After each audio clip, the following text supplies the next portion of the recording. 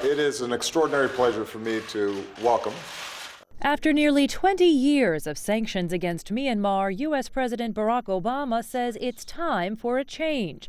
Myanmar has now moved from military rule to democratic elections, with State Counsellor Aung Suu Kyi as its leader.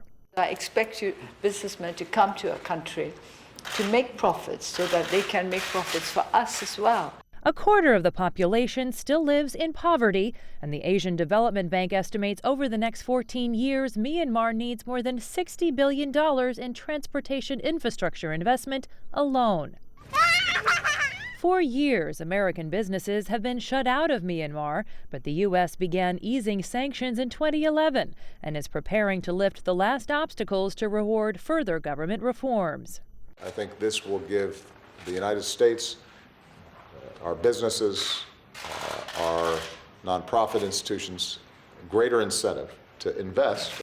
Coca-Cola reopened manufacturing in 2013. Yum Brands, which operates Kentucky Fried Chicken, now has 5 locations. But by far, China is Myanmar's largest trading partner. Suu Kyi traveled to Beijing last month to discuss restarting China's long-stalled dam project.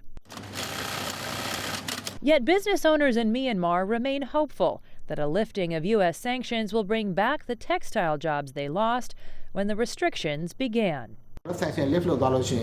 We will have more factories if they lift the sanctions, and if the factories get more consignments and are able to give higher salaries, that will persuade workers in the border areas to return. Aung San Suu Kyi thanked the U.S. government for implementing these sanctions to begin with, saying they did contribute towards the country's reform effort. She's also going to be spending time with government leaders in the U.S. Congress, and that's going to be very important because the U.S. Congress alone can really change the U.S. government's posture towards Myanmar going forward. Jessica Stone, CCTV, Washington.